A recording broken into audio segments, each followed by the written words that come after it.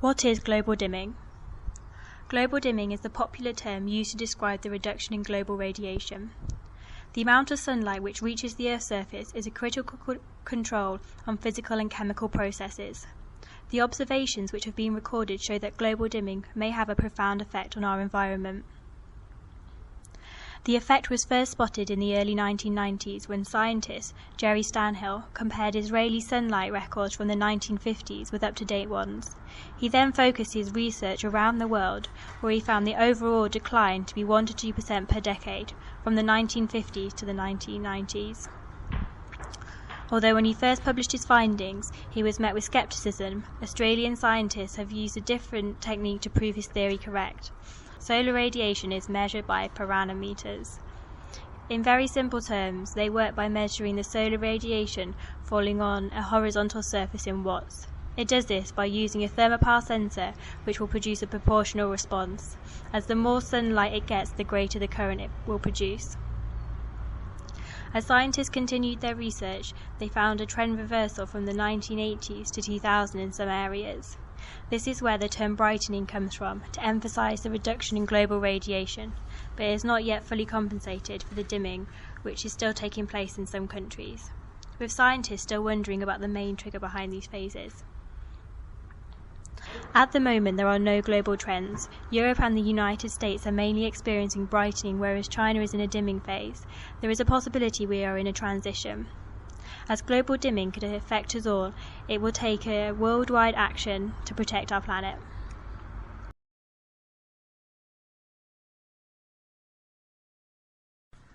There is much evidence for anthropogenic sources being the cause of global dimming. However, there is also evidence for a more natural explanation. One of the contributors to global dimming is additional aerosols in the atmosphere, many of which come from human input, but there is also substantial dimming due to increases in water vapour. This impacts on the atmospheric transmission of solar radiation and therefore could cause global dimming. Aerosols can greatly affect the amount of radiation scattered by the atmosphere, causing solar radiation to decrease. They can also act as cloud condensation nuclei, increasing the number of more reflective clouds. As aerosols have such an obvious effect on solar radiation, and there is evidence for them causing a decrease, natural sources are clearly important in the debate of the possible causes. There is a lot of attention on anthropogenic sources of particles in the atmosphere, but the natural flux of aerosols, including salt and dust, averaged across the globe as 3 to 5 times larger than man-made sources. Studies by Srinivasan have shown that natural aerosols are more abundant from May to September, and during the monsoon season, the natural aerosol loading is twice as large as anthropogenic sources are in the winter. Another example of where water vapour may be the culprit is on the Tibetan Plateau. This is a region that receives very low levels of man-made aerosols and could therefore back up the theory of natural explanation. The Tibetan Plateau is very clean in terms of pollution. However, reduced solar radiation has also been observed here, even though there has been a decrease in cloud cover. Increased water vapour has also been observed, which has resulted in the creation of deep cloud cover due to the low air density and high surface heating which is found here. Another source of aerosols in this region is from the surrounding deserts, which include the Gobi Desert to the northeast and the Taklamakan Desert on the northern slope of the plateau. These both add significant dust particles to the atmosphere. Strangely, the dimming here was experienced much earlier than global averages in the late 1970s, which could be due to increased black carbon, as some studies have suggested. So these natural changes have clearly affected the amount of light reaching the Earth's surface. Volcanic eruptions are often one of the causes of increased particulate matter in our atmosphere. Research by Hayward et al. Has shown increased aerosol emissions which correlate with the eruptions at Agang 1963, El Shishon 1982 and Pinatubo 1991. These can be seen in the graph shown. However, although these resulted in an increase in aerosols, the effect on the atmosphere was not as strong as anthropogenic sources. One obvious question before assuming that particulate matter are the ultimate cause of global dimming is whether there has been a change in solar output causing decreased global radiation. However, studies have shown that long-term changes and cyclic variations cannot explain such a large change. Therefore, anthropogenic sources seem to be a much more likely cause of the global dimming phenomenon.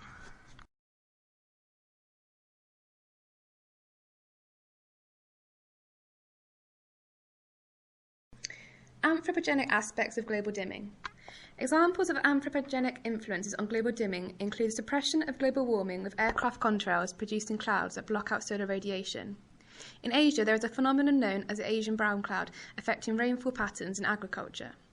Also, the reduction of anthropogenic aerosol emissions in the 21st century in Europe gave way to the disastrous 2003 heatwave, killing thousands of people. So what are anthropogenic-related aerosols? Broadly, aerosols are described as fine particulates of solid or liquid suspended in a gas. These will bond together to create clouds or smogs. Due to anthropogenic combustion, inorganic materials such as smoke, ash and dust form byproducts that linger in the atmosphere. Also, sulfur dioxide emissions formed as a precursor of sulfate aerosols and black carbon, also known as soot, are prominent aerosols contributing to global dimming. Anthropogenic-related aerosol emission case studies. So what are aircraft contrails? Aircraft contrails form thin clouds similar to that of natural cirrus clouds, which form behind flying aircrafts. They can hold a high density of small ice crystals, therefore increasing the contrail existence, and have a higher albedo, therefore reducing incoming solar radiation. They have a higher albedo during daytime hours compared to nighttime, therefore surface cooling is more prominent in the daytime. The 9/11 Twin Towers terrorist attack gave a rare opportunity to investigate contrail effects on surface temperature. The grounding of all commercial aviation in US airspace between the 11th and the 14th of September 2001 followed the terrorist hijacking attacks. Scientist David Travis discovered a 1-degree anomaly change in mean temperature across 4,000 weather stations in USA over the 3 days. This case study proves how global dimming is drastically masking global warming. With contrail cloud coverage increasing 2% every decade in USA and Europe, the short-term suppression of global warming is becoming greater. What is the Asian brown cloud? It has been coined by the leaders of the Indian Ocean experiment as a brown haze occurring during January to March over southern Asia. This is not a permanent feature in the atmosphere, but has the appearance of the colour brown from anthropogenic aerosols such as black carbon suspended within the haze. As seen from the diagram, global dimming is a feature in Asia, whereas in the Western countries global brightening is featured. How does the Asian brown cloud form? The haze consists of a combination of water droplets and minute particles.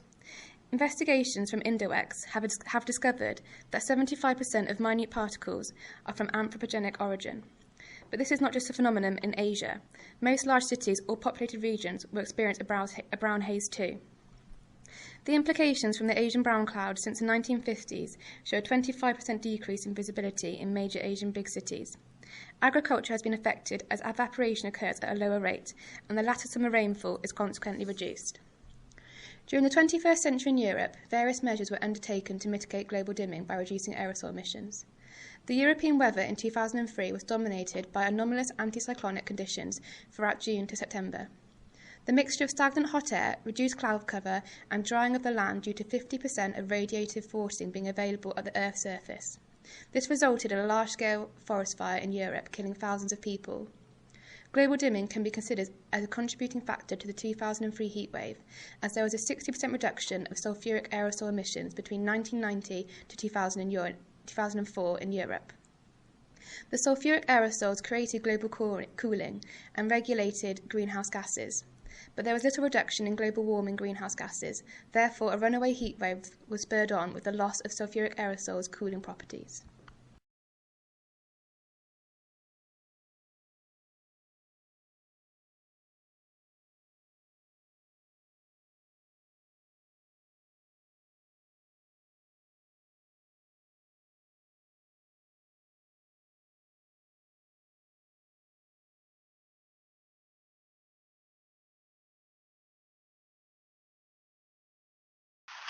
A total of 11 stations collected data across Northern Europe and European Arctic.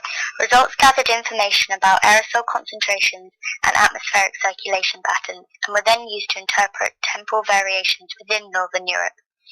It was found that there was a significant 18.8% decrease in surface solar radiation between 1955 and 2003. Cloud cover during the same period did not show a defined increase. However, from 1986 to 2003, there was a 4.4% increase in cloud cover over Northern Europe. It's hard to conclude whether the two variables are linked to one another because of the short time scale and the lack of information on other climatic processes involved. Looking on a smaller scale, the Between 1955 and 1995, the city of Copenhagen experienced a 2.4 decrease in surface solar radiation per decade. Using manual sign-offs, it was found that cloud cover over Copenhagen had increased at an annual rate of 7.6% during this time span. This graph shows the annual mean recordings of surface solar radiation and cloud cover in Copenhagen from 1955 to 1995. Cloud cover doesn't appear to increase until 1955, when surface solar radiation reaches its lowest point. However, in contrast, other areas around Northern Europe showed a different trend. Areas such as Hamburg and Lund experienced a period of solar brightening between 1983 and 2003. Studies revealed that this may have been caused by a 9.6 annual decrease in cloud cover. Monthly records also displayed that there was a correlation between cloud cover and surface solar radiation levels. It was noticed that generally the winter months, particularly in cities, experienced more dimming due to stable aerosol conditions. Studies carried out in India revealed that from 1971 to 2005, surface solar radiation has decreased by 0.1 to 3.6% per decade. The Indian Ocean experiment looked at chemical, microphysical and radiation records of the solar radiation and revealed that aerosols absorbed into the Indian atmosphere spread for vast distances over the Indian Ocean. India has experienced rapid economic growth since the 1990s. This includes urbanization and industrialization, which in time increases the emissions and pollutants in the atmosphere around India.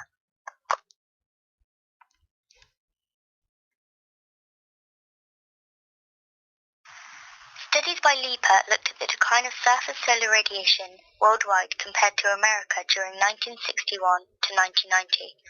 Overall, he noticed that there was a 10% decrease in surface solar radiation in America. He compared this with other global sites, which averaged a 4% decrease over these 3 decades. This suggests that America was undergoing a period of solar dimming, most certainly caused by an increase in emissions.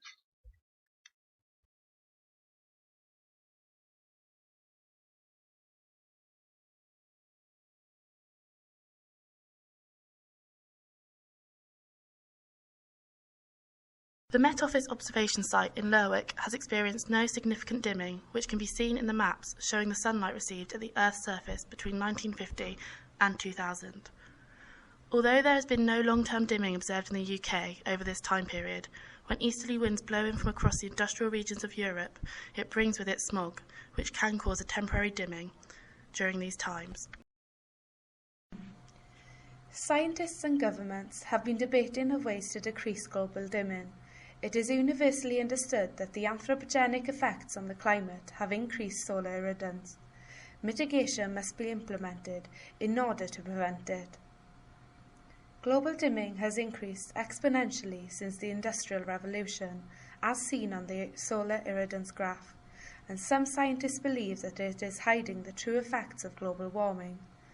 The process of mitigation will take years to have an effect, but will the prevention of global dimming have consequences that could change the environment?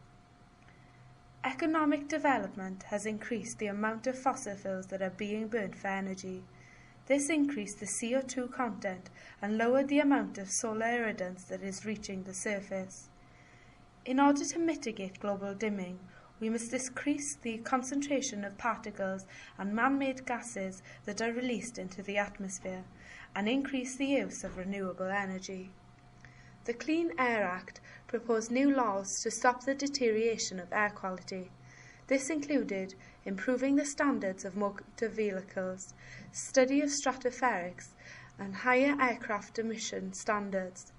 This subsequently decreased global dimming. This later caused temperatures to increase as cloud cover was lowered.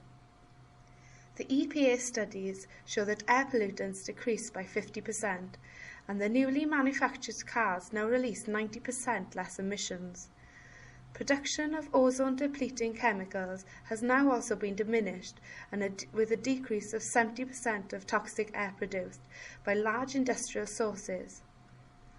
On the other hand, Some scientists believe that we should not decrease global dimming, as its effects have lessened global warming. Europe was subjected to a heatwave in 2003 after a crackdown on greenhouse gas emissions.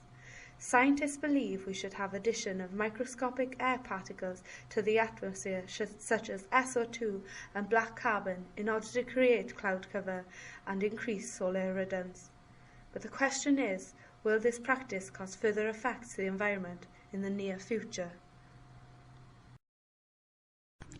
It is thought by scientists that global dimming could be hiding the true extent of global warming, and that it may actually be occurring at a faster rate than first thought. The theory is that the cooling effect of global dimming is hiding the true extent of global warming. The true power of global dimming is revealed when commercial flights were grounded across America for 3 days following 9/11. Just 3 days of sky clear contrast was enough for over 4,000 weather stations across America to record a temperature range exceeding 1 degree Celsius, a significant fluctuation. The figure shows the average diurnal temperature for 3-day periods, before the attack, immediately after when flights were grounded, and then after when flights had resumed. An increase in temperature range like this had not been seen before. The removal of just one contributor to global dimming had a large enough impact to cause warmer days and cooler nights. 9/11 gave scientists an insight to the extent to which global warming has been hidden by global dimming. This raises the question, if more contributors to global dimming reduce, as they steadily are, how sudden and to what extent will global temperatures increase? Recent events in Europe may answer this and provide a better understanding of masking the effect of global dimming. Temperatures have risen in Europe quicker than can be explained by the greenhouse effect alone. Studies in 2008 revealed that the cause of the exaggerated change in temperature was by greenhouse gases as well as the greater solar radiation, as the figure shows. The greater amount of sunlight reaching the surface has been attributed to the reduction in air pollution across the continent due to pollution controls. Reducing air pollutants without reducing greenhouse gas emissions has resulted in rapid warming and is thought to have caused or contributed to the European heatwave in 2003. Climate models have predicted a 5 degrees Celsius increase over the next century. However, these climate models have calculated this with a static level of global dimming, neglecting the recent decreasing trends. Models calculated with the decreasing trend reveal the true extent of temperature change over the next century is predicted to be more in the region of 10 degrees Celsius.